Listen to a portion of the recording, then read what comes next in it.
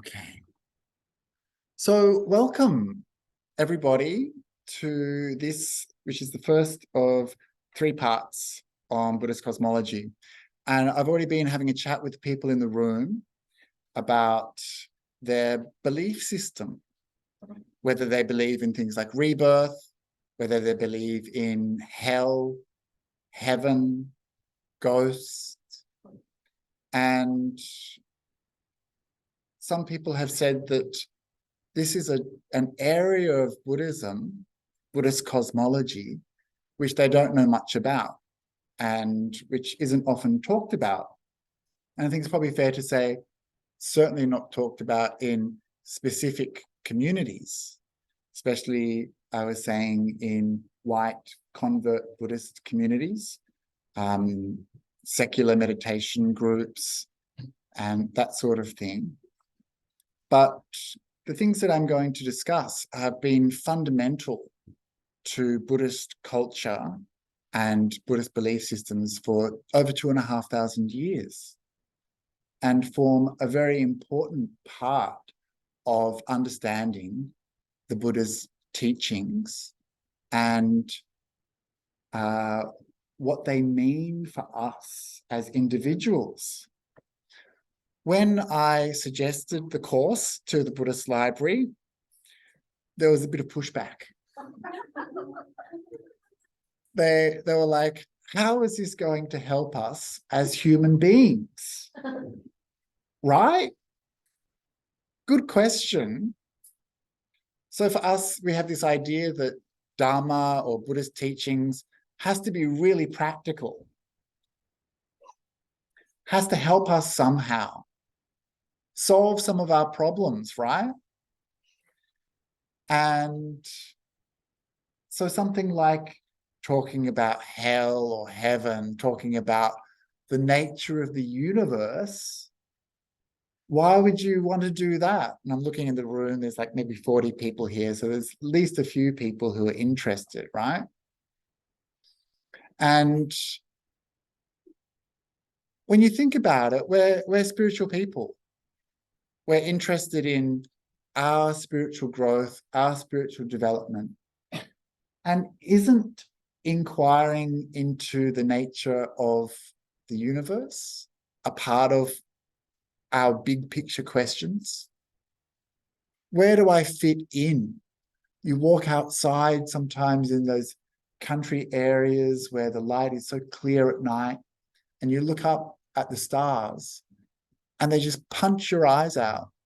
There's so many of them, they're so bright, they're so beautiful. And your problems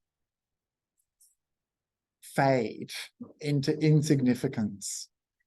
We know our place in this universe.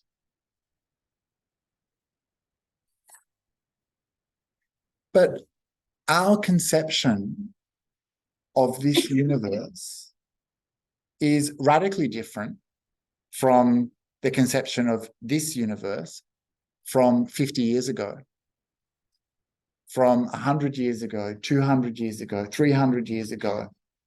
Completely different paradigm, a completely different understanding of who we are in relation to this big world, I was going to say world around us, a big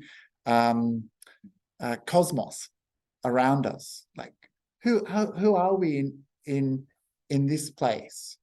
And how different was it 2,500 years ago when the Buddha was alive?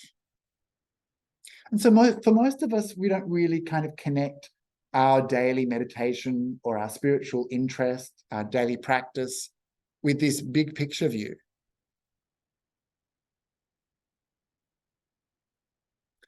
But there are some aspects of meditation which all of us are probably aware, I hope, where we do actually think about our place in this cosmos, and we do try to connect with it. And so I'm thinking particularly of metta meditation, loving kindness meditation. Have all of you heard of that? Yeah, is there anyone who has no idea what I'm talking about? Great. So this is like a meditation on love, right? Or we practice the Brahma Viharas, the abodes of the Brahmas. That's love, compassion, empathetic joy, and equanimity. These are known also as the immeasurables. They're immeasurable because they are not bound by number or distance. They're immeasurable because they can fill the entire cosmos when we practice them. And so we say things like, may all beings be happy, may all beings be happy. And we practice sending our love and our light off into the universe. Have you done that? Yeah? And did you ever stop to think about what universe it is that you're sending this stuff out to? What is the nature of this universe that you're sending your love to? Who are these beings that you're sending your love to? And so there's a part of our practice, we do this quite regularly, actually. We do a bit of meditation regularly and metta meditation. And maybe there's something that we haven't fully investigated in terms of our place in this universe and what it means to be a being practicing love, practicing compassion. So this is kind of like a beginning point. I was going to do a very quick metta meditation with you. Do you want to do that? Like just super quick, because we're looking at the entire universe. Just in this talk alone, there's a lot to cover. And I'm a bit apprehensive. We're not going to get through it. It was probably quite ambitious trying to squeeze the universe into an hour and a half. So let us just take a moment to arrive in this place, in this plane.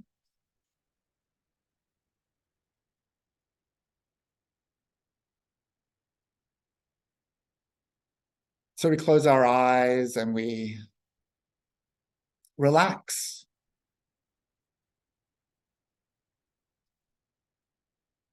You can let go of the day or the activity you've been doing. Just leave it behind.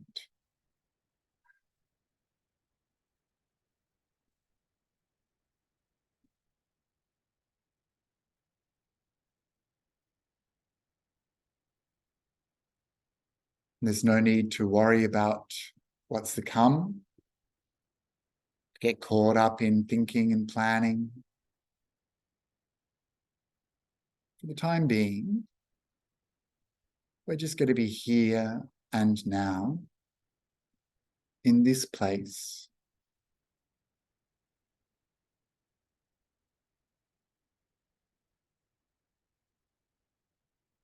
We're building up some mindfulness, aware of what's going on here and now. We're aware of this space, the room, sound of the air conditioning, the quality of the light coming through our eyelids, the feeling of being surrounded by people.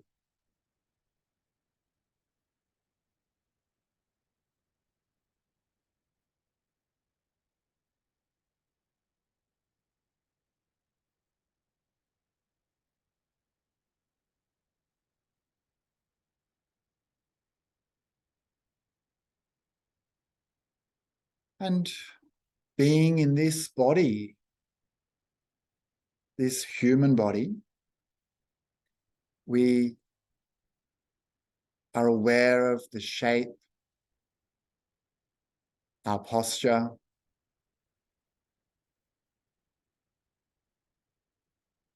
aware of the touch of the cloth on our skin.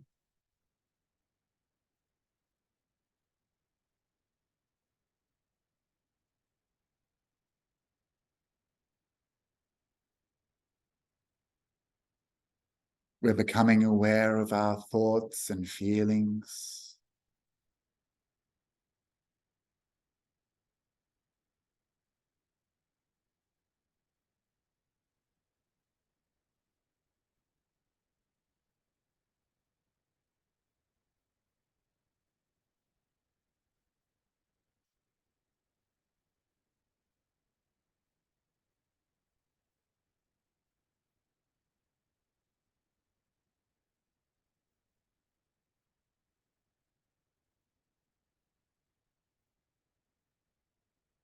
There's one thought that humans have that perhaps all beings have,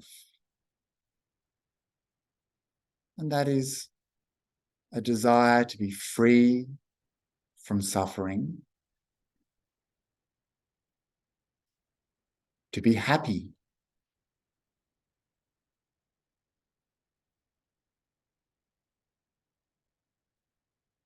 And so to begin, we allow ourselves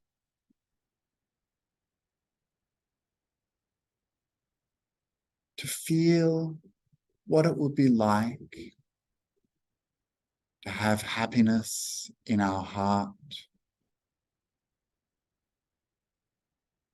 We say these words, may I be happy. May I be happy. May I be happy.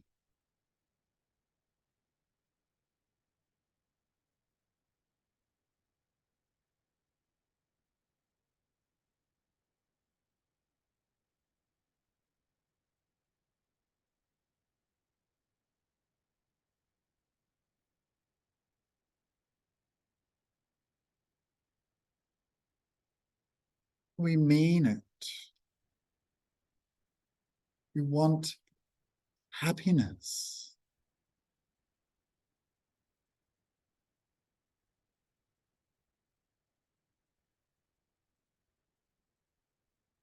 May I be happy. May I be happy. May I be happy.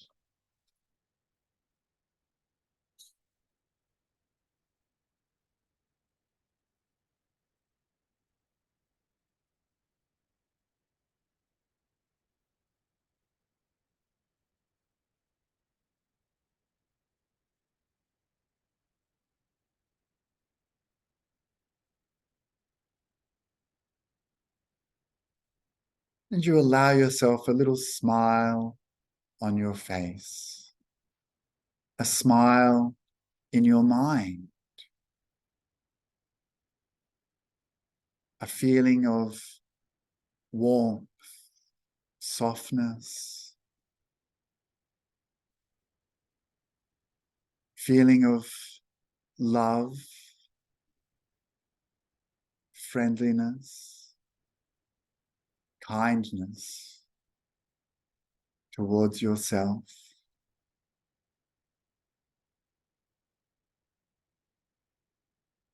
You allow that feeling of love,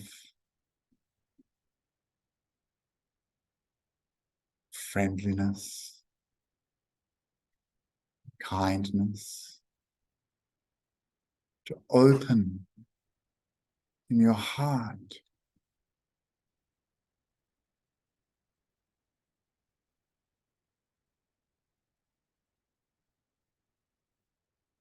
You are deserving of love. You are deserving of happiness. Give it to yourself. Find it in yourself. Now,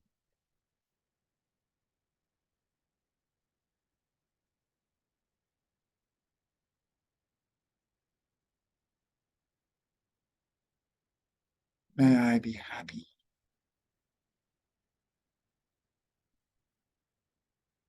May I be happy.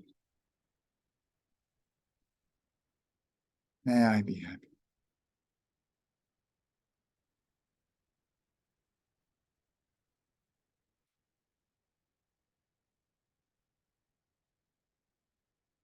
Allow yourself to soak up this love, this good feeling in your heart. Allow the body to bathe in this soft, warm feeling of love.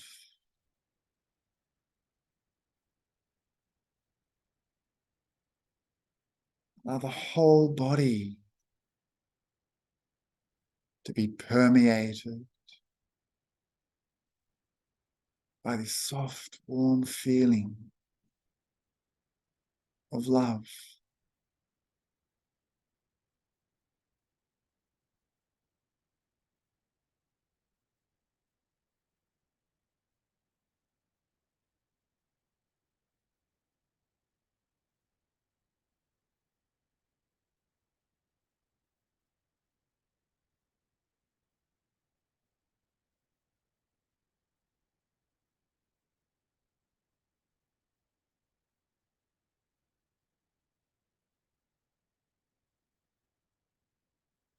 Your heart has so much capacity for love. This love within you is not small, is not weak. It is strong, it is powerful, and it is vast.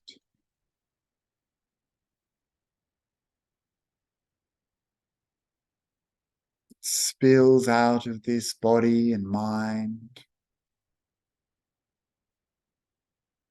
This love touches everyone in this room.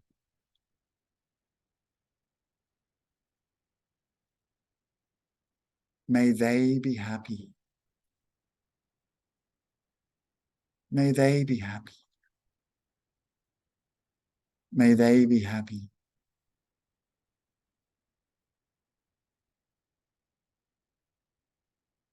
You radiate this love to them without distinction, without discrimination. Effortlessly sending this love in all directions.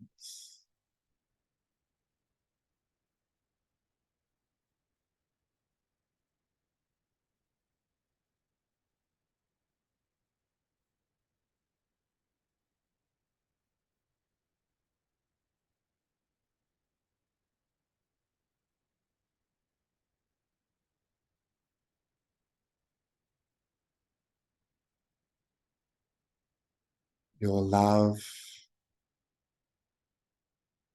radiates outwards, connecting with all the beings in Sydney,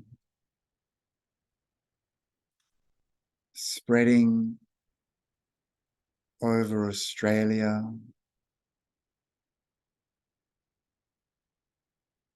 wrapping the world in your love.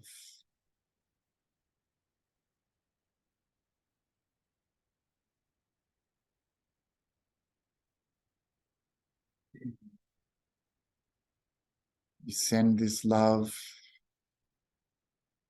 into space,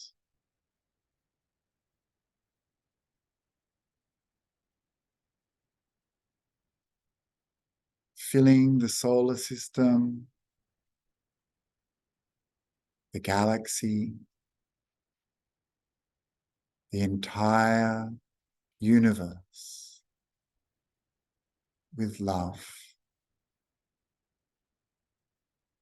that is vast, immeasurable, infinite.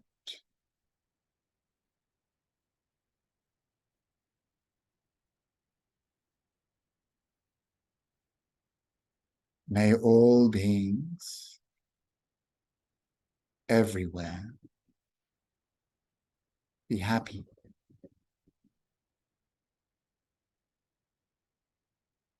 May all beings everywhere be happy.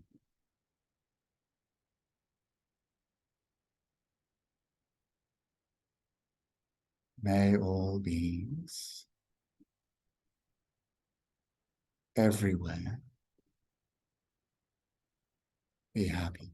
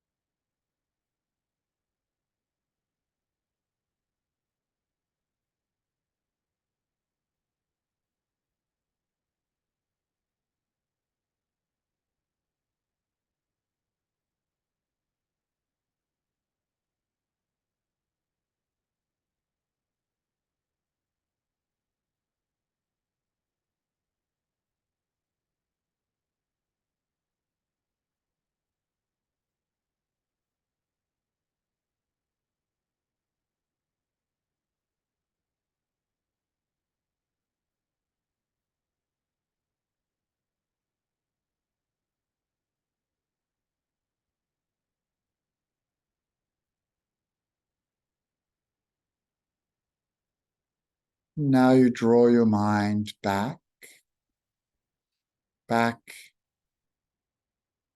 to this galaxy and solar system, back to this Earth, Australia, Sydney, back to this place, here and now, to this body sitting here. You can let that feeling of love, so vast, fade. Keep a little love in your heart, knowing that your capacity for love, for big love, is always there inside of you. Whenever you need it, that love which fills the universe is there within you.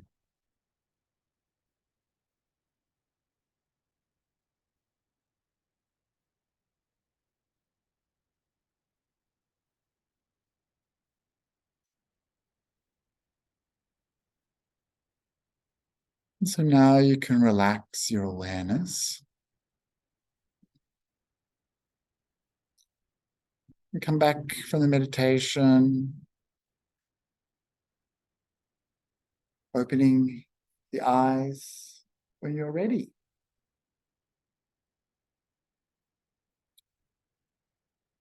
So that was just a very small meditation on love.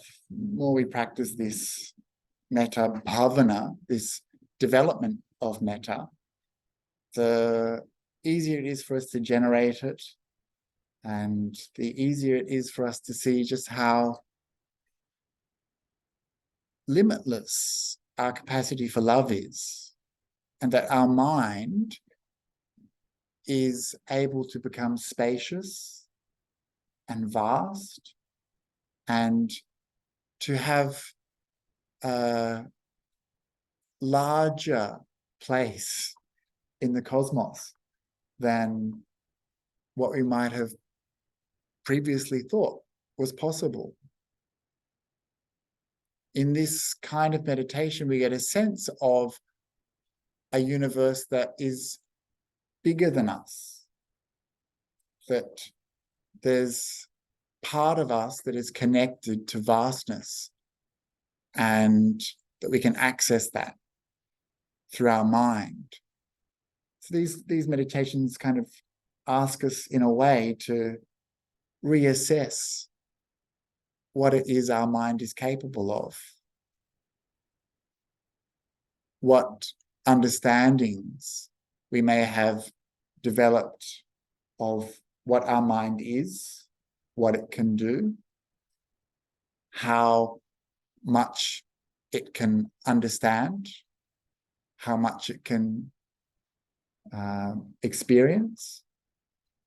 And I guess that's a good point to start thinking about. What are we? Who are we? You know, we don't really even know what human beings are, right? Not really sure. Are we animals? Are we gods? What are we? So, enough speculation, Bhante. I'm going to try to share. No, I don't think it's that one. I think it's the other one. Okay. So please bear with. How do I find the it's all gone. Things are impermanent. Okay, I'll try again. I probably like X'd everything. Ah, good. Okay. Now I have to go back. This one. Okay. We all know about the Zoom hell, right? We get it. Okay, so this is where we're at. A 3-part series into the Buddhist Cosmos. Where are we at? At the very beginning. And we're going to be looking tonight at the universe. We're going to be thinking about the nature of space and time through a Buddhist lens. Next week is the fun week, where I'll be looking at hells and horrible places, and importantly, how to avoid them, right? So we're starting to get a glimpse of maybe why these things were discussed, right, by the Buddha. Talk more about that later. And then we'll be talking about heavenly realms and how to get there. And so these topics actually were frequently spoken about by the Buddha. He often talked about heaven and hell. He didn't really speculate too much about the nature of the universe, but he did speak about it from time to time. And I'm going to share some of these things with you over the next few weeks.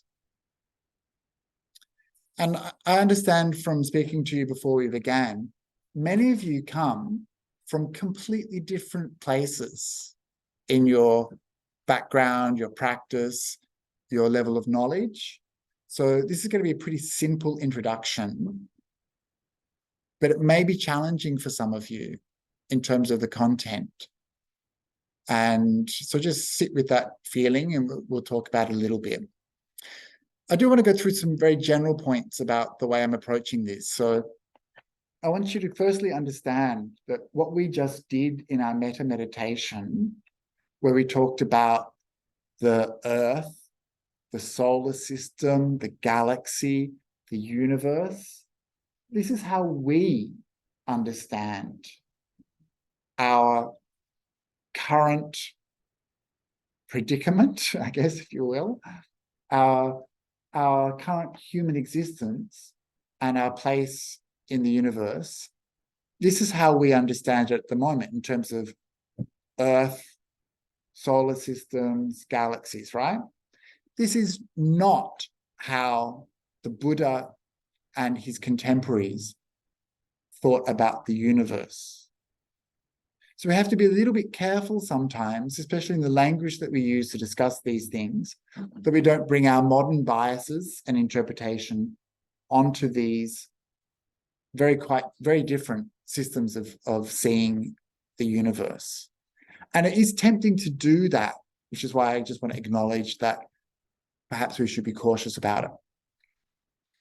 I also want to emphasize that the Buddha didn't invent the idea of cosmology. Buddhist cosmology was not suddenly formed at the time of the Buddha. It was part of an evolution that started before the Buddha lived, changed quite a lot while the Buddha was alive. He reinterpreted, I guess, ancient ideas that were current at the time in new ways. One of the ways that I'm thinking of is like the concept of Brahma, who perhaps at that time was considered by many people living in ancient India as the supreme god, whereas the Buddha regarded the Brahmas as students of his. And after the Buddha passed, there was a lot of changes. We're talking about 2,500 years of history, right? So there's a lot of refinement, a lot of analytical work done, and of course, a lot of proliferation. Things didn't stay simple, let's put it that way. Things got complicated real fast. And a lot of what we think of as Buddhist cosmology is actually quite late. And so I'll talk about that in a little bit too. We exist in pretty much a materialistic, physical kind of universe, one that's made up of cause and effect that comes from scientific principles. At the time of the Buddha, he interpreted the universe as a moral universe, a place where beings are trapped in a cycle of rebirth, wandering throughout the various abodes that are possible for beings to attain rebirth. And they're existing in this space, which is a result of their karma, their actions and activities, which leads to rebirth in certain places. And so for the Buddha, the universe wasn't just a physical place, but a place where, I guess, a morality was being played out over countless rebirths.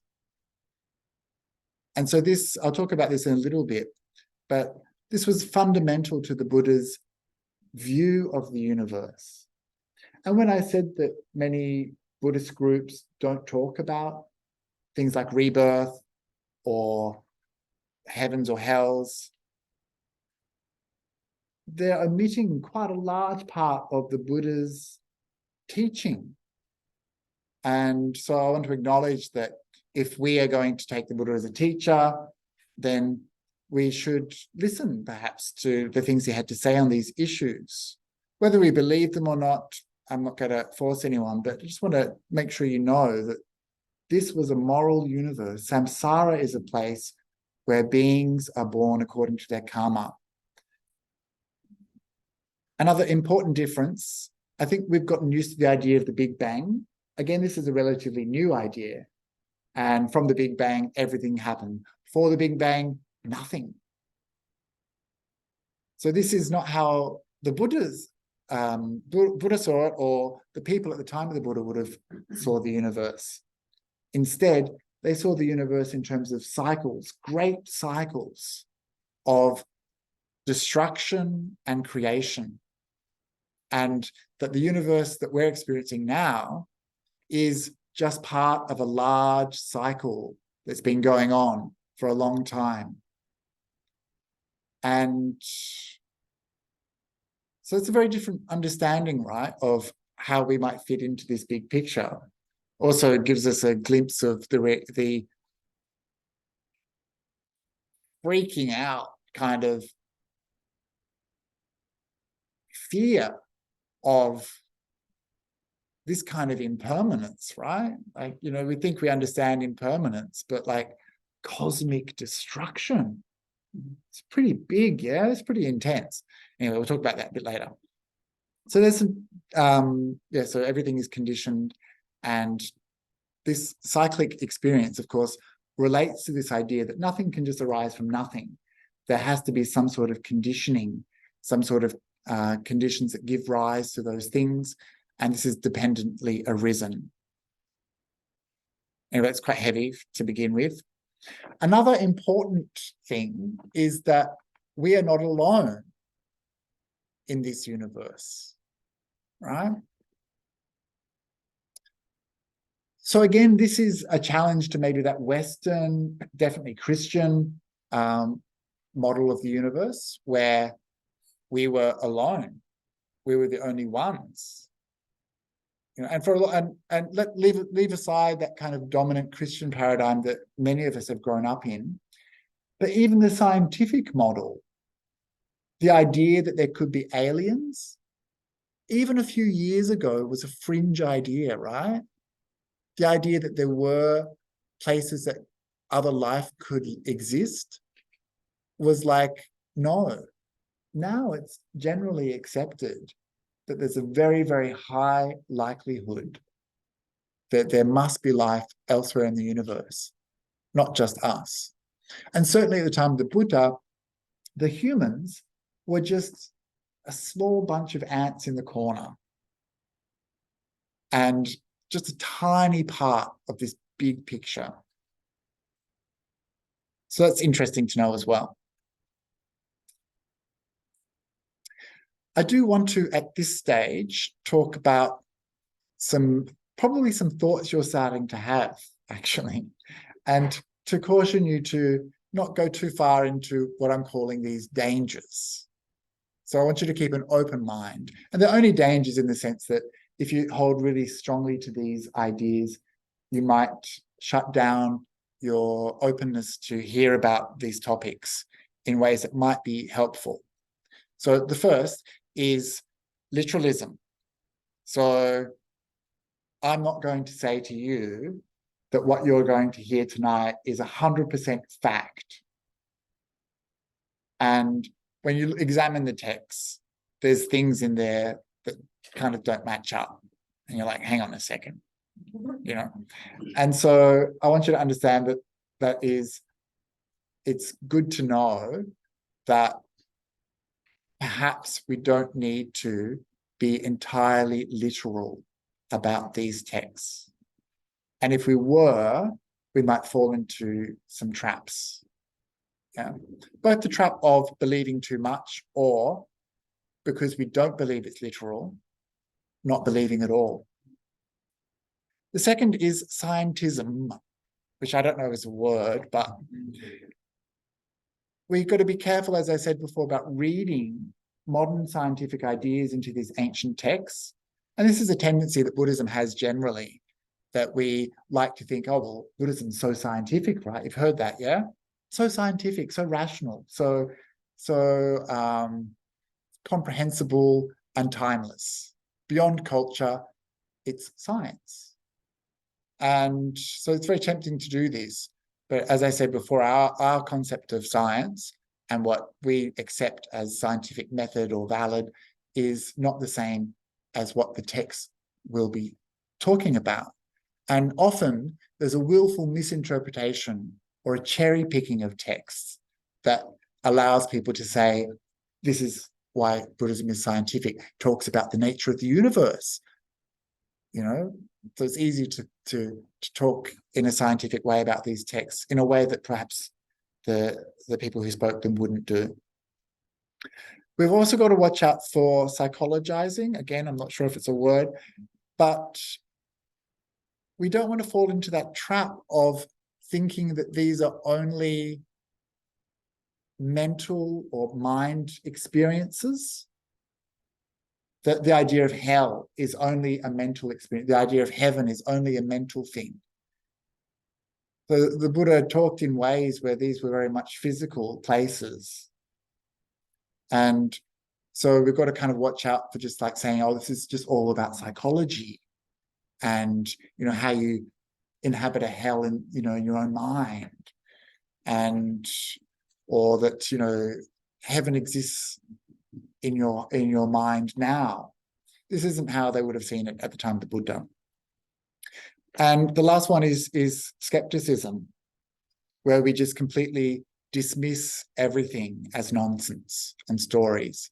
This is dangerous because there is something that we can understand about ourselves and about why the Buddha taught these things if we pay attention to these texts. And these were instructive. These were things that the Buddha taught to help us come out of suffering. And so there's a reason he spoke about these things. And so we should be cautious about just ditching this stuff because it doesn't match with our worldview. So there's some dangers I want you to be aware of over the next few weeks. The real point of beginning for this series of talks happened about 6 years ago when I was walking out the door here at the Buddhist library, and a man came up to me and said he wanted to have a chat. You know, monks, sometimes we can be a bit of a, I don't want to say weirdo magnet, but people feel very comfortable approaching us. And this man, he was young, and he stopped me and he said this: Buddhists believe in a flat earth, don't they? And I was like, what? So this was the very beginning of the flat earth movement. Is there anyone in this room who is a flat earther? No? Okay. So I've done some research into flat earth, because after this conversation with this guy, I was like, what is happening? You know? And so he understood from his research, and flat earthers are like frustrated scientists, you know? He understood from his research into Buddhism and other belief systems that Buddhists had a concept of a flat earth. And for me, this was really challenging. I was like, hang on a second, do I believe in that? Is that what I'm believing in? Is that what people look at me and they think flat earther? And I was like, I don't know. You know, it was truly something that I had never bothered to think about. Probably just as many of you had never really bothered to think about it until you saw the advertisement. You're like, oh, hang on, what do I believe? What do the Buddhists believe? I should find out, shouldn't I? Someone's going to come and have a chat with me about it on the street. So it's good to know, I guess, what it is that underpins a lot of the cultural stuff and a lot of the textual stuff that we perhaps take for granted about Buddhism. And good to kind of look at it and try to make sense of it in ways that are meaningful for us now. So who thinks that Buddhists believe in a flat earth? No one is going to go down that path, right? Okay. Then, I've got that thing up there, hey? That's annoying. Anyway, how do you know about the universe? If you're so sure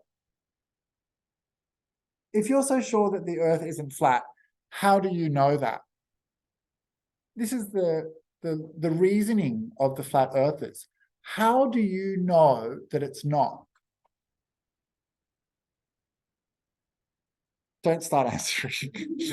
But the fact is, you mostly probably you don't, right? You haven't personally proven it to yourself, right? Has anyone been up into space and looked down? No. You've just read this in books, and yet you believe it without even questioning it. Like fairy stories, right? None of you know that the earth is round. Know in your hearts, right? Know through experiential knowledge. None of you know that. And so it's interesting, right? When you start to think, hey, how do I know what I know? Well, you look at the curvature of the earth. So if you're a flat earther, might you think that the flat earth is a circle? there's so many things, and I've even seen experiments where flat earthers have been proven wrong and they still can't believe it. And the same would go if you wanted to convince me that it was round. You wouldn't change your mind, right? Even when you're presented with evidence. At the end of the day, it doesn't matter what show release, because it doesn't affect your day-to-day life. Right? It certainly really does. I mean, we've got the whole cycle of the seasons, But and it's not going to change you as a being, right? Like, yeah, so the whole world believed it was square, and it was actually square because everyone believed it was square. so yeah, Round, and then it might be, some shape triangle. Yeah. Tomorrow. So yeah, so it's tempting to kind of say that, isn't it? And certainly the Buddha would certainly say, look, just focus on getting out of the mess that you're in. You know, this is the simile of the person who's been shot with the arrow. And I think it was in this context where someone was speculating about the nature of the universe that the Buddha was like, look, you've been hit by an arrow. Don't go around asking what wood was it made from, where did the feather come from, who shot me.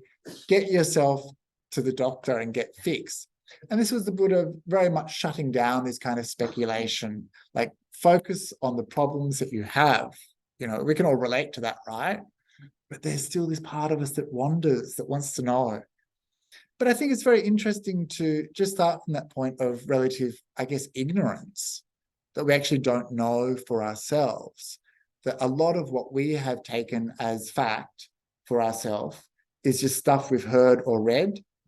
And this helps me understand how previous generations also existed in paradigms that they believed very strongly in.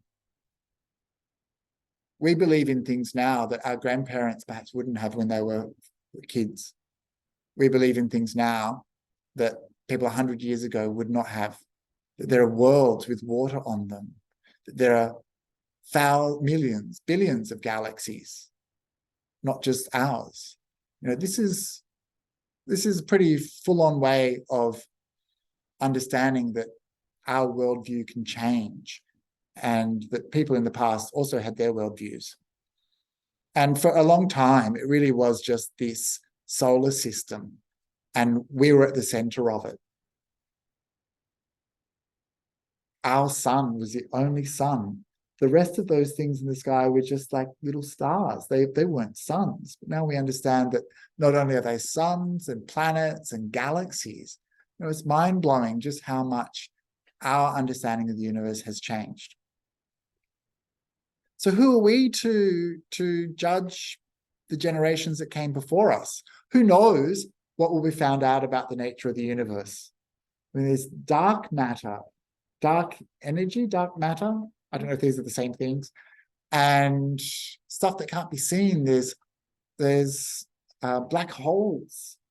You know, who knows what else is out there?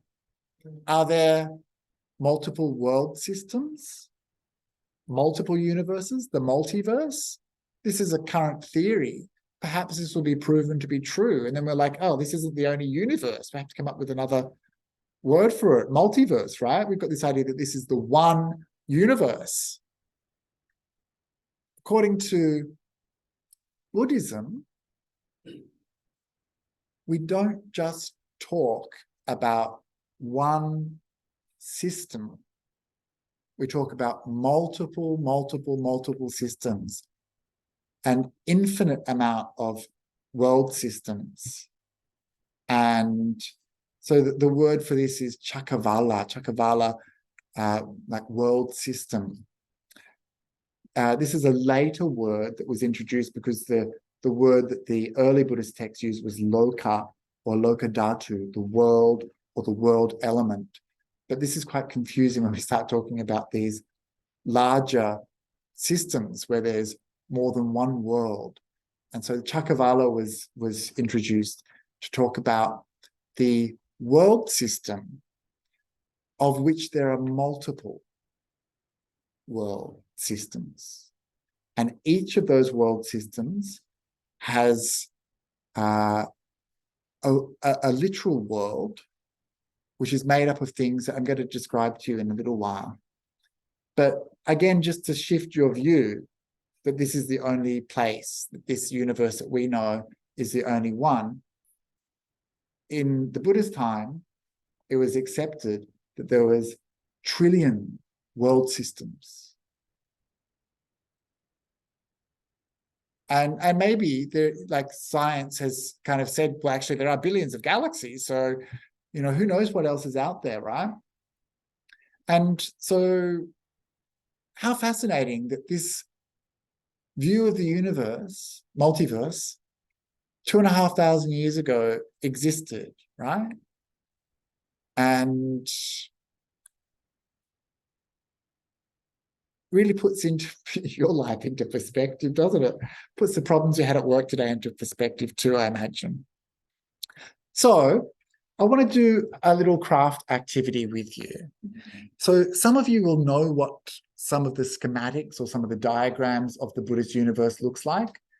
But I thought, wouldn't it be fun if everyone took a piece of paper and a pen and we drew it for ourselves? This is probably more fun for me than it is for you. So if you want to, my friend, you can just like maybe halve them and pass on paper and pass on the pen so we get them around the room quick. Yes. Bhante, while we're waiting, Yep. Can I just ask, when you talk about the time of the Buddha and then the Buddha and his teachings, thank you. So there's the context of when he was living, which was the Hindu society. I don't think it was Hindu. Oh, okay. Or, Yeah. or Again, Whatever it what was. we refer to as Hindu is completely different. Just in the same way what we refer to as Christianity is completely different. Yeah. so there's sometimes, so when you was talking about this is what's going on at the time, it wasn't necessarily the Buddha's awakening thoughts that when that was I'm just a bit confused about whether it's the culture and society he was living in that everyone thought that. Yeah. Or And so was the Buddha just parroting a worldview? Is that your question? not just, but is it a mixture of both? Did he obviously had other realizations or? Yeah. So I think it's a good question. Why did the Buddha talk about these things? And what does it mean that the Buddha chose to say that these things exist? So I think we have to accept that the Buddha was not the kind of person who just willy-nilly got on board with ideas. He was the kind of person who interrogated stuff, reinterpreted it, and pointed it out in ways that were beneficial. So I think we can talk more about that later, but it's an interesting point, right? Like, did the Buddha just inherit a cultural system and just duplicate it? Or did he use that cultural system to talk to people in ways? Don't start yet. Oh. What? Oh. Why have you started?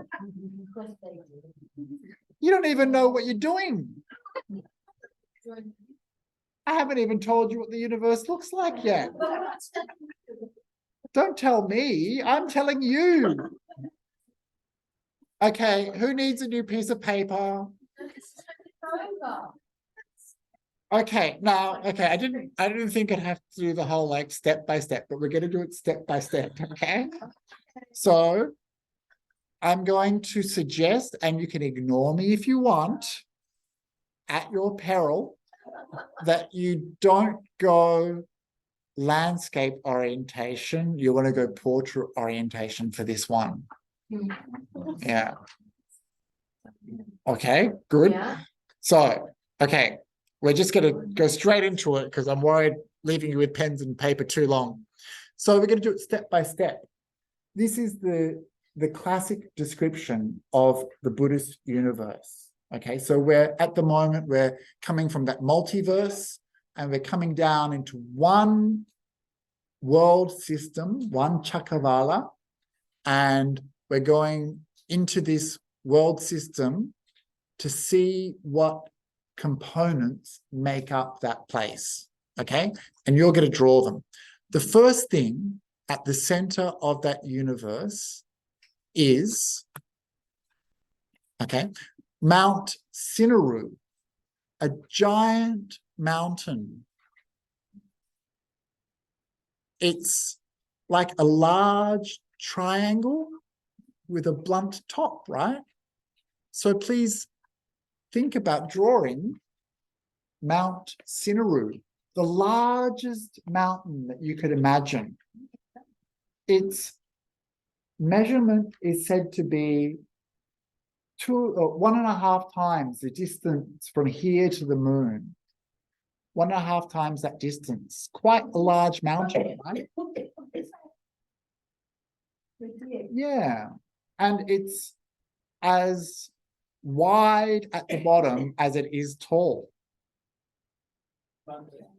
This is saying Mount Meru. It's also known as Mount Meru or Mount Sumeru. And so this is the center of the world system, is this mountain. Has everyone drawn it? It's surrounded by smaller mountains. Each mountain range in a concentric circle around this great mountain, each mountain range is half the size of the preceding mountain range. Good luck. You've got 3 minutes to complete. Okay, we'll have an exhibition after this.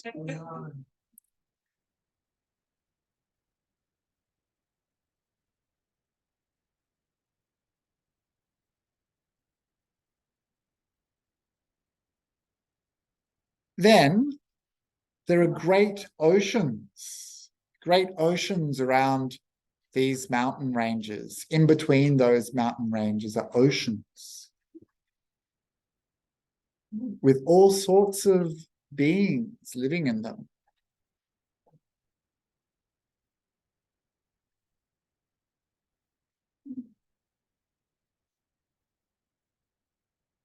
Then, I'm going to move quite fast. Then there are 4 island continents surrounded by smaller islands. I'm going to describe each of these continents to you and give you their direction, I think.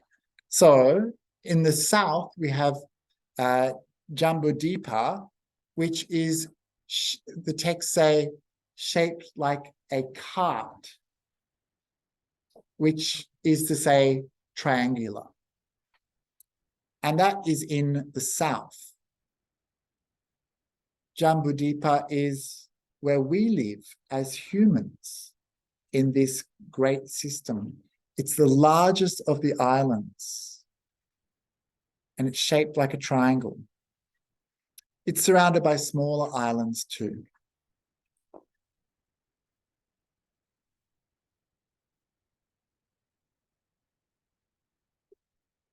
In the east, there is another island, forgive my pronunciation, Aparagoyana, which is shaped like a mirror. That is to say, round.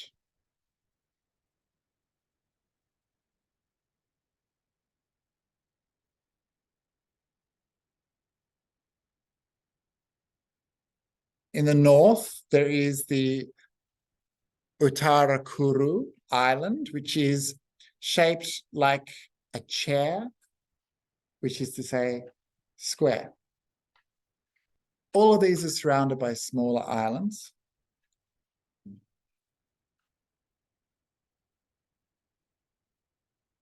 And lastly, in the west, there is the Puddha Videha, which is shaped like half moon.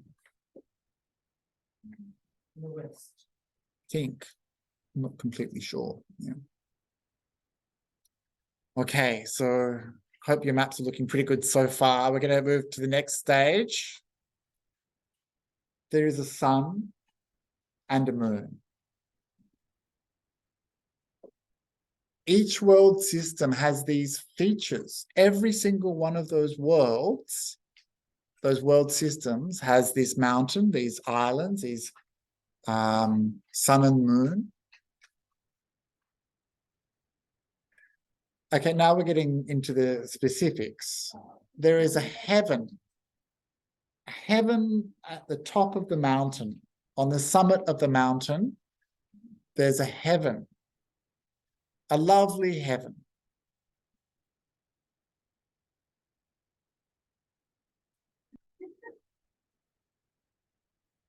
It's time for the stick figures. And then there are many heavenly realms above. Many heavenly realms. You might need to start introducing some symbology or some abbreviation.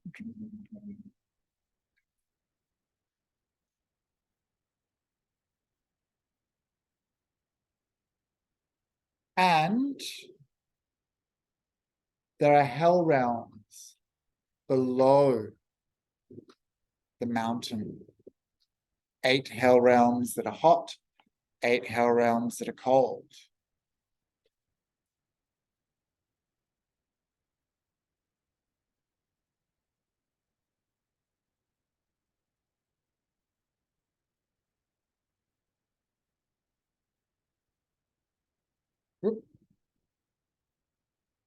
So this map that you've drawn is your version of this world system. Can I see, would you like to hold them up for me? Nice. Great. They're looking pretty good, right? I'm really impressed, especially I like that you've introduced the symbology, but I think you've seen it before. Oh, well, I like to say, well, that's very good. Yeah. Nice, talented artists. Very good. Okay, so you're doing pretty well. So first, we're going to look at what some other people did. And so this is schematic. This is just the top part. This is above. This is the heavenly realms, okay? So this is a way of conceptualizing all of these different heavenly realms. And there's like 10,000 here, 100,000 there, 100, infinite number of those. So there's a lot, right? It's very difficult to put on a piece of paper, yeah? But we tried. And this is one of the kind of classic, can I move this little thing or? No, it doesn't want to go. Oh yeah, okay, well, yeah. Now it's just over there, but anyway. And so this is another way of conceptualizing it. So many of you actually did this, right? You've got pretty much this, yeah? Close to it. And so this is how this world system is described. Next. This is a pretty trippy one. And here we have this thing, the 31 planes of existence, which many of you have probably heard about, the 31 planes of existence, yeah? Which is a later classification system. So there are many, many different ways of trying to visualize the descriptions that we find in the early Buddhist texts and later texts about how this universe looked. And the mandala is one way of bringing to view the cosmos and all that is contained within it. And so here you have, I'm not sure if they're the 4 island continents there, but at the center, you can see that there's a center, and that is Mount Sinuru, Mount Meru. The same with architecture. Most of these wonderful, complicated temple complexes you may have seen from the past are physical representations of the cosmos as it's described. And certainly Borobudur is the best well-known version of that. And there you can see Mount Meru at the center, and those descending ranges of mountains as you move down, the oceans in concentric circles. So that's interesting, isn't it? That throughout the course of Buddhist history, people tried to make these things come alive, right? And that their investment in these descriptions was so much that they wanted to replicate them here on Earth, and that there was some spiritual significance to that. So one of the important ways of conceptualizing these vast world system spaces is to understand the terms of measurement that we use at the time. And so the unit of measurement is the yojana. So yojana, it comes from the word like to yoke. And this is something that they would yoke a bullock to a cart. And the distance that that cart was able to travel was a yojana, the distance in a day that it could cover. So this is a pretty, for us like kilometric types, this is a pretty ambiguous measurement, right? It's going to frustrate the perfectionists amongst the group, and it's going to torment those people who like accuracy, because it's a very uncertain term. And that means that all the measurements are slippery, right? So people have suggested, and this has been suggested for hundreds of years now, that it would roughly equal about 12 kilometers. Bhikkhu Bodhi, a well-known translator and academic, says that it could be as much as 16. So that's, you know, quite a big factor of margin of error there.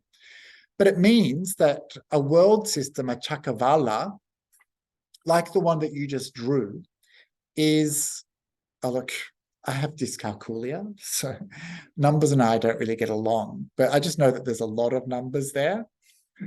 And that mountain that you drew, Mount Sinaru, is 84,000 yojanas high. 84,000 is a kind of very Buddhist-y number. I don't know, there's some sort of magical significance about this number. But that would equal about 960,000 kilometers. So it's a huge mountain, right? So at this stage of the session, if I was you, I'll be asking, well, then where the hell is it then? Right? So where the hell is it?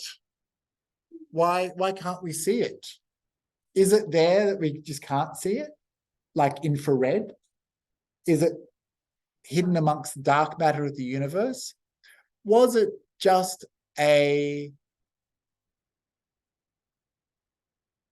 riff spawned by the Himalayas?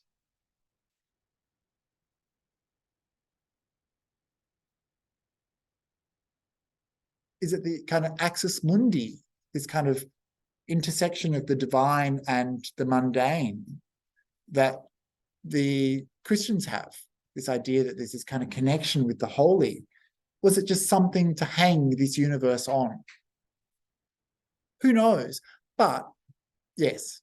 Could it be an interdimensional factor that's the same as like why we can't see aliens? Totally. Yeah. And one of the kind of basic principles of the universe and the beings in it is that, for example, beings of a lower order cannot see beings of the order above them. And so who knows what might exist out there that we can't see? And certainly we know enough about science that we can't trust completely our eyes alone to understand the world around us.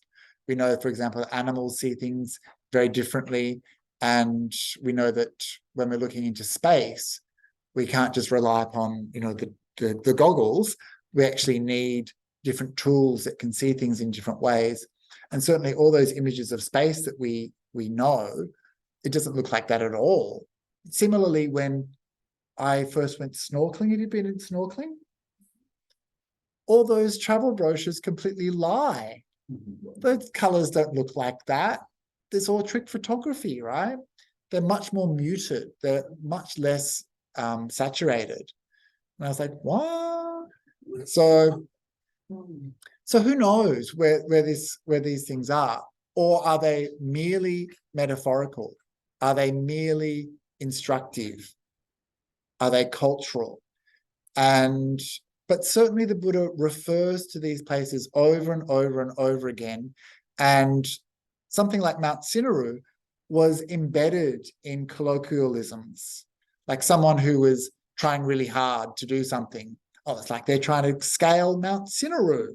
It's like really hard to scale a mountain that large. And so it's certainly part of the popular discourse and culture at the time. Okay. And so Venerable Punya Dhammo has set himself the task of actually drawing these things to scale, which I think is nice and pretty. And again, here we have the heavenly realms. At the bottom there, you can see the tip of Mount Meru, Mount Sindaru, which is where the Tavatimsa heaven is. And then 160 yojanas above that, I think thousands of yoga, 160,000 yojanas above that is the Yama heavens. And then even higher, the Tusita, then the Nimanarati heavens and the Paranimittavasati Devas are up there. And then the Brahmaloka are up all the way up the top there. So the heaven realms are like, you know, way up there. And so maybe that's why we can't see them. What do you think? Yeah. But these are realms that the Buddha talked about. And this visualization that we've done here is one way that we can start to conceptualize it. Another way that is quite popular is to just talk about the various planes of existence and the kind of conditions that these beings exist in. So we're starting to look at some of these beings now, but we're not going to look at them in detail because it's quite a lot. And so there's 31 planes of existence that have been identified and were compiled from the source materials. And these would conventionally divided into 3 different groups, which I've annotated here for you. We'll start at the bottom with the planes of misery. And the beings that live in these planes are the asuras, here translated as the demons, the petas, the ghosts, the departed, the tilokas, the animals, and the nirayas, the hell realms. So that's like the planes of misery, the apayas. But within this plane that they're in, which I should have mentioned before, that pink division that you can see there, this is the Kama Bhumi, the land of sensuality, the sensual realm. It's the most diverse of the realms that we're going to look at now, in that it has those pitiful beings who are suffering, but it also has beings like us in it. It's got dogs and cats, it's got ghosts, it's got people suffering in hell, beings suffering in hell, but it's also got humans and the lower level devas or gods.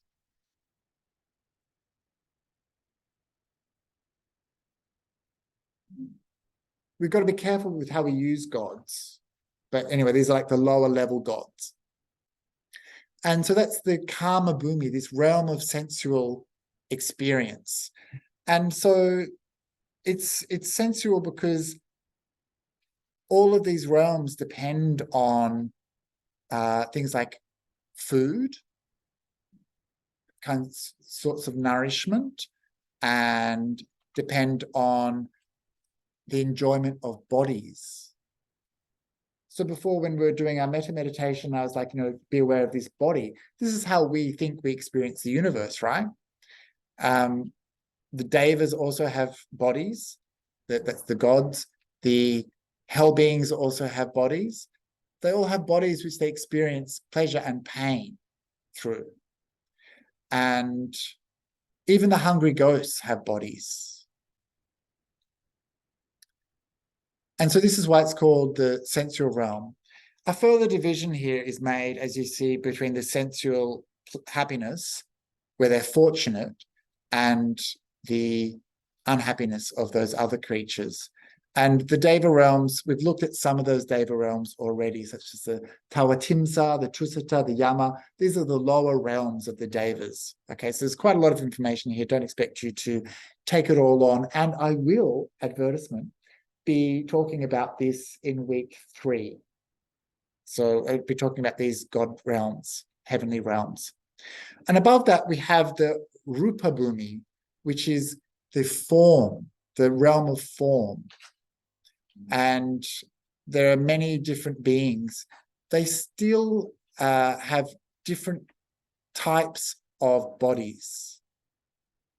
So they still have a bodily form, even if it's very fine.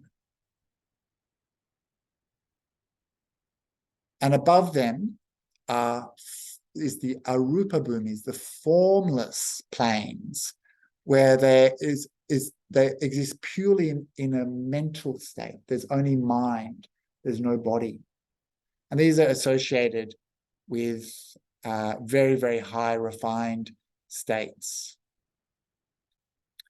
Anyway, I'll talk more about these in the week where I'm talking about those things. But just to say that this is another way of conceptualizing the universe by dividing it into categories of beings and the conditions that they experience. And so this is, yes. So there's body and no mind, they're conscious. Yes, they're conscious, yeah.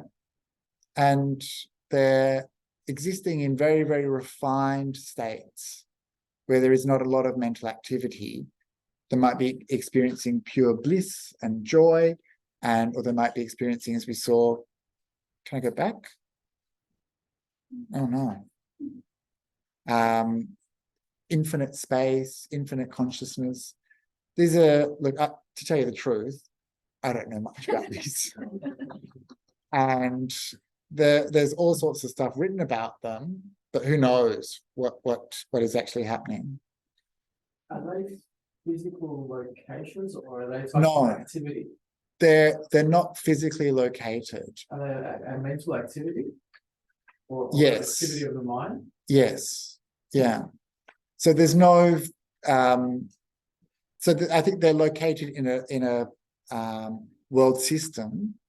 They may even be located above that world system. So later, which we're not going to get to tonight, which is a bit disappointing, when I talk about the destruction of the universe, there's certain realms that are not affected by this because they can't be located in a physical space. It's a lot. It's a lot to take on board, right? It blows your mind. But the whole point of knowing this stuff is that there is this cycle of existence known as samsara.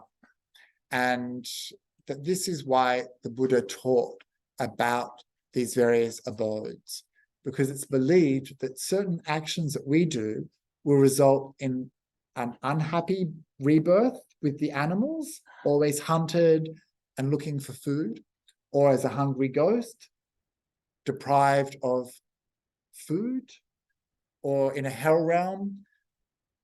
Next week, we'll be talking about the hell realms. Or we'll be talking, you might go to a heavenly realm or a human realm. That this cosmos is just us ping-ponging around it over and over and over again. Who knows where we'll end up? And that's the danger, unless we take care of our actions of body, speech, and mind. We're being quite careless and we don't know the kind of trouble that we're in. The Buddha's insight into the nature of the universe, the Buddha's understanding of suffering, wasn't that life is suffering, poor you, no one liked your spreadsheet, no one commented on your new hair. Like, this is not suffering. Sure, it's suffering, right, fine. When the Buddha talks about suffering, he's like, you think you've got suffering? This is suffering. And he points out samsara and the endless cycle of wandering from life to life, bouncing around these various realms. That's what suffering is. And we've experienced suffering in the past, we're experiencing suffering now, we'll experience suffering again. The whole point of the Buddha's path is to come out of suffering and to be ejected from the universe, multiverse, to just not come back, to be extinguished, to have nibbana. And so this is the fourth division. I mentioned those three planes before of the sensual realm, the form realm, the formless realm. And the last one would be the lokuttara, the unconditioned, the deathless. It doesn't exist anywhere, but it's as something that can be attained in this world system. So samsara is what I've just described. And yeah, we know these anicca, anatta, dukkha, right? Most of you know these terms. Impermanent, not self, suffering. This is the flavor of our existence. And this is the flavor of the entire cosmos, all the way up to those heavenly beings. Impermanent. The gods are impermanent. Suffering in hell is also impermanent, right? Good. The gods experience very long periods of life, eons and eons, which I'll describe in a little bit. But they don't live forever. There's no immortality. And the things that we take for this self here, when we put it into this cosmological context, we're like, well, I don't exist in the way I thought I did, I can't say that this form that I'm currently inhabiting is me, or that consciousness that I've been developing is me either. Anyway, I'm not going to get stuck in that. But the point is, there's no place of rest or comfort in samsara, whereas nibbana is the freedom from that. And so this, in essence, is why the Buddha discussed the cosmos. This is the only reason, to help beings escape from the cycle of suffering to find nibbana. So there is no known beginning of the universe, the Buddha said. He said, mendicants, that means monks or nuns. Transmigration, which here means rebirth in the realm of samsara, has no known beginning, no first point of sentient beings roaming and transmigrating, being reborn, shrouded by ignorance, fettered by craving. No first point is found. So as far as the Buddha could go back in his mind, he said he just couldn't find a beginning point. He was able to see, according to the tradition, life after life after life after life that he'd been living, how he'd been living, how the cause of his actions in that life led to results in future lives. And he went back and back and back and back and back. And it's like, as far as I could see, no beginning. And he looked and looked and looked. So this kind of is like, whoa, this is like a huge picture. Why is it that there's this common theme that none of us could see that at all? We have no recollection of any transmigration or any kind of rebirth. That's not true. One thing that I've learned from traveling around Buddhist countries is that if you grow up in a culture which believes in rebirth, rebirth is everywhere. If you come from a culture which is like Western culture here in Australia, where we believe in, it starts here, ends there, nothing else, that's what you see. When I was not sure about rebirth, and I don't want this to be a conversation about rebirth because that's a different topic. I remember discovering all these stories about children who could remember their past lives, and there's like some really scientific investigations into this. And sometimes when you have this preconditioning. Like you're talking to some of your friends' kids, and you, like sometime I'll ask like little secret questions like, so do you remember being alive before? And they'll answer in really interesting ways. One of my friend's kids refuses her name. It's not my name. My name's this. And you're not my mother. My mother has black hair and she's like this. Where's my brother Jack? You know, like really full on stuff. And kids babble stuff all the time, but you kind of think, what if we paid attention to that? The reason that we shouldn't just kind of believe every thought that pops into our head or every impression in our meditation of a past life. I mean, we all want to be Cleopatra, right? Can't all be Cleopatra. Is that it doesn't matter. The individual doesn't matter. What the Buddha had the ability to do, and this is a very high enlightenment kind of level knowledge, or actually not only associated with enlightenment, was to see the whole picture. And so if we start to see the whole picture and we can go back and back and back and back, then we're actually starting to see something really profound and meaningful. So even if you just have like these sense impressions of dying on the Titanic or whatever, then it's probably better to put it in a larger context so that you have the full understanding of why this matters. But anyway, I think it's possible for people to know their past lives, and that our cultural conditioning plays a large role in whether we believe in that or not. Okay, I'm gonna move forward. Oh my gosh, we're only at the beginning of the universe. So there's a sutta, which is a teaching of the Buddha called the Aganya Sutta. And this is often talked about as like an origin story for the universe. And it's like a fable. It's like a myth. And here you see I've quoted 2 lines. And these are often quoted by people when they want to say that Buddhism is scientific. And so it says, there comes a time, Vaseta, this is the Buddha talking to a person, after a very long period has passed, this cosmos contracts. And then the next section says, there's after a very long time, the cosmos expands. What's missing is some very important information. So people will point to this and they'll say, you know, expansion, contraction, that's just like the universe. That's how we understand the universe, right? You know, the universe expands and then will collapse. The suns get bigger, then they fall apart, you know. And so people will point to this and say, Buddhism, scientific. It matches with current astrophysics. And so that's fine, but that's not the full picture. Do you want to hear a story? A quick story about how the universe came into being? Oh, we're so behind schedule here. So the full picture is a little bit different. There comes a time, you can close your eyes if you want. After a very long period has passed, this cosmos contracts. And here's the missing information.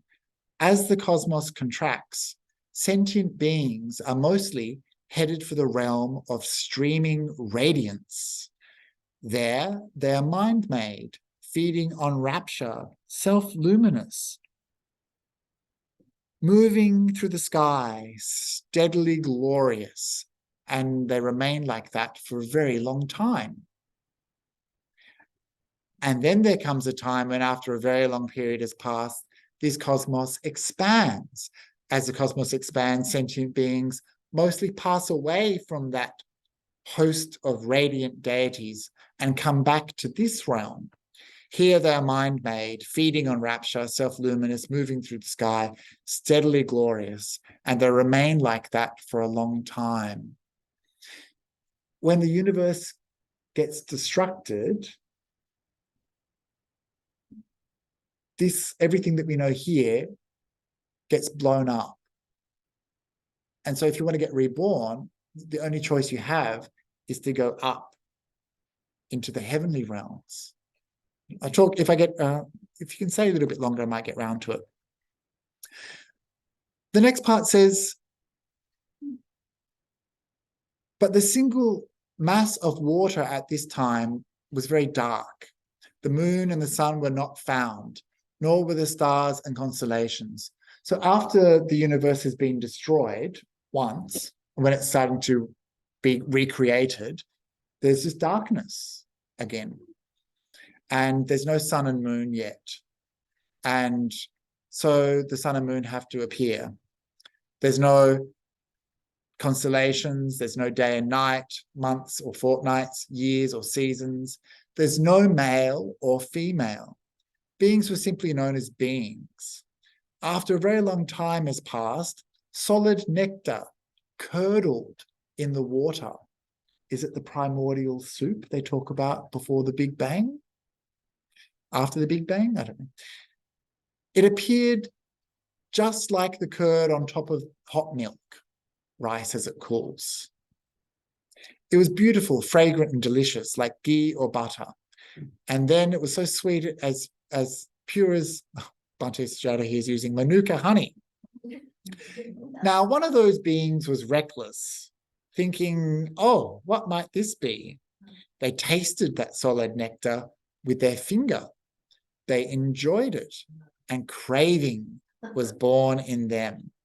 And other beings, following that being's example, tasted solid nectar with their fingers. They too enjoyed it, and craving was born in them. And then the sutta goes on to describe the universe kind of being formed. And it's formed physically in terms of the sun and the moon appearing, beings, those beings, devolving from beautiful, radiant beings to hungry, ugly creatures like us. At that time, they didn't have sex. Some of them started to have sex, and then they decided to, actually, I think what came first was maybe they decided to start storing grain for later. So before this time, the beings didn't harvest, that they didn't store up food, they would just take what they needed. But then they decided to store food and not work for a couple of days. And then they just got really lazy and just kind of got eating. So there's this whole kind of process of craving. It's a fascinating sutta, which we don't have time to go through because it's quite a long one. But it shows that there's a process of craving that causes beings to kind of devolve and split into these various systems. What time are we supposed to finish? 8:30. Oh. But look, there's all this good stuff to go. 6 weeks. 1 extra week. Good idea. So anyway, I guess you've got to get back to your lives outside. But I just, if I may, just talk very quickly about time. If you need to go, just go. If your time is so important to you. The reason I want to talk about this is it just gives us a context for the bigness of the universe. And I think it's important to get this sense that not only is it vast in terms of size in Buddhism, it's also vast in terms of the time scale. And that's interesting for me to think about because humans for a long time, and some humans still, believe that the universe is only 6,000 years old.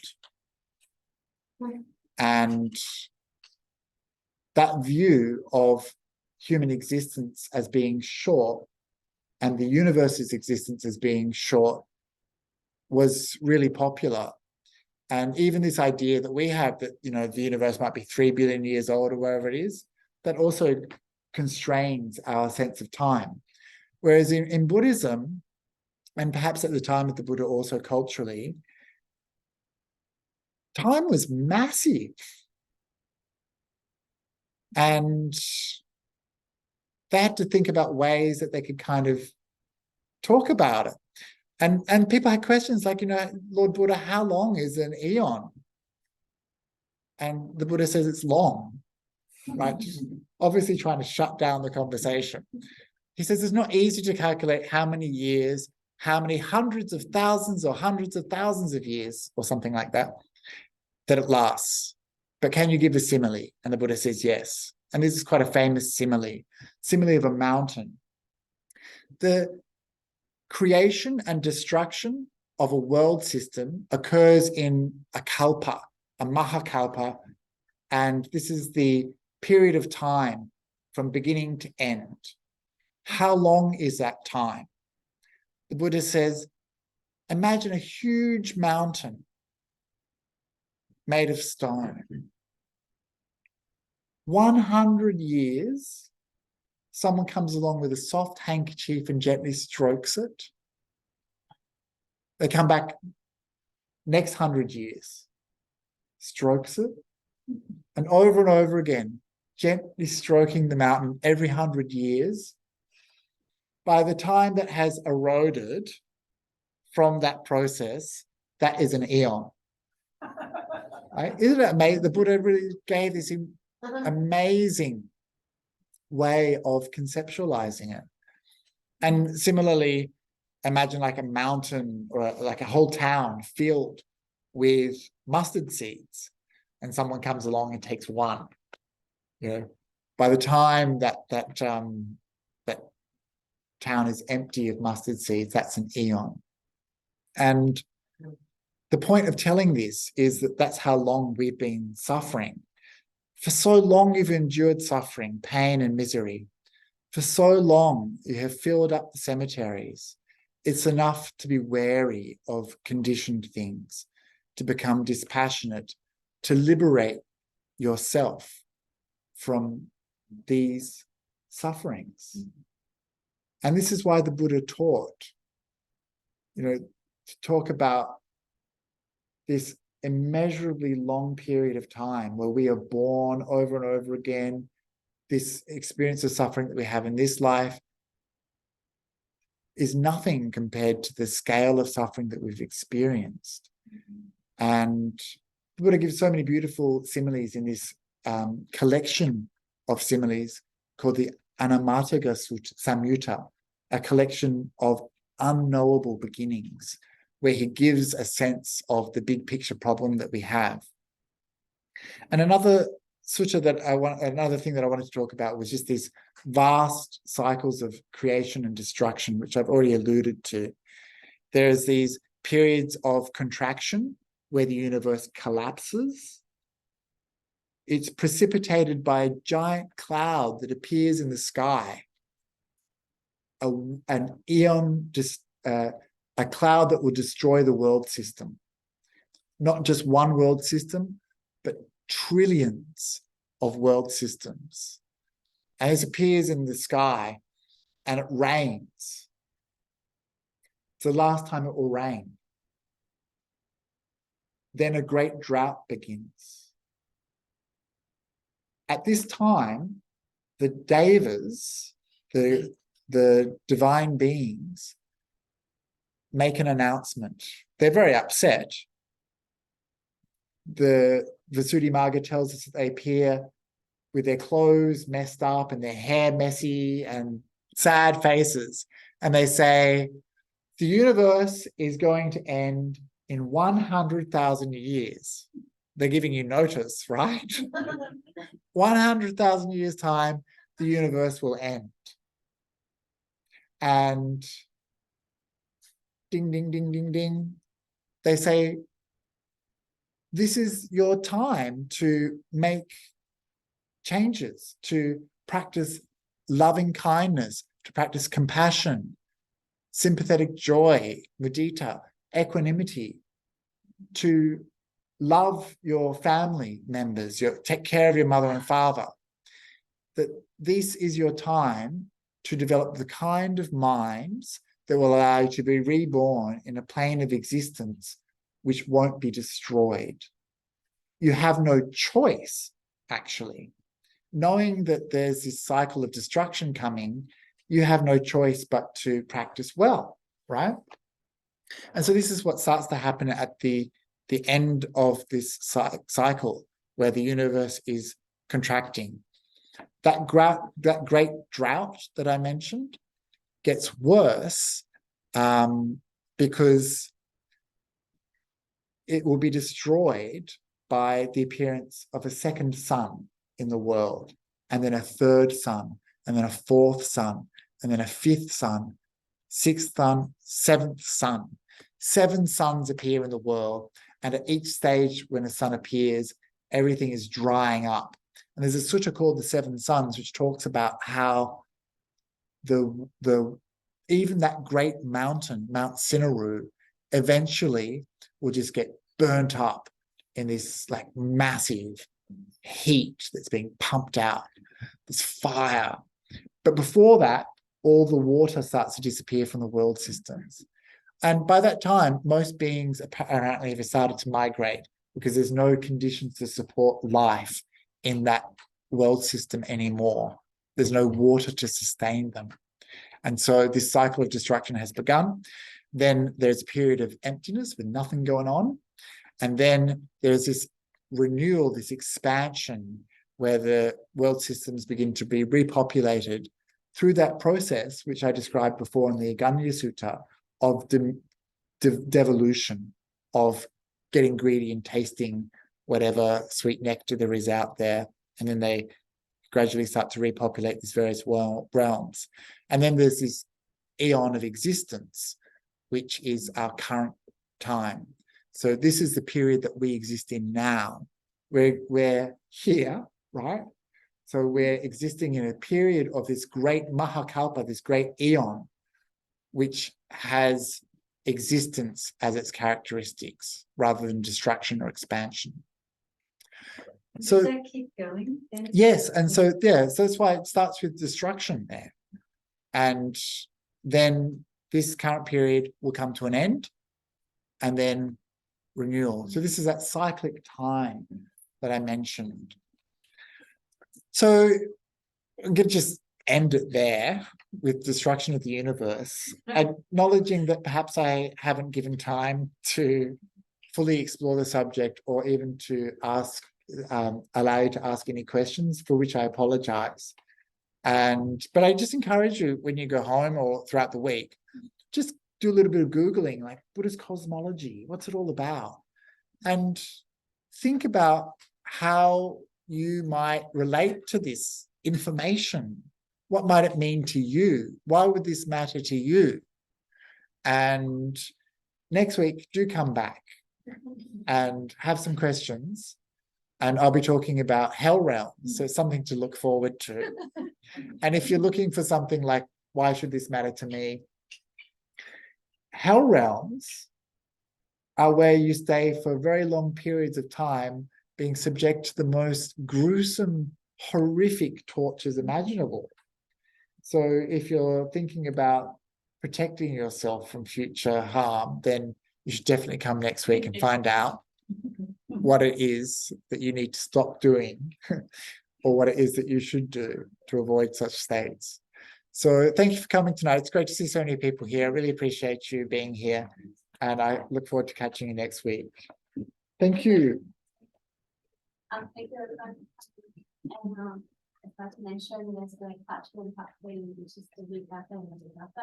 And just a reminder, all the events we are run on the Dharma basis, so in a way they benefit from this event.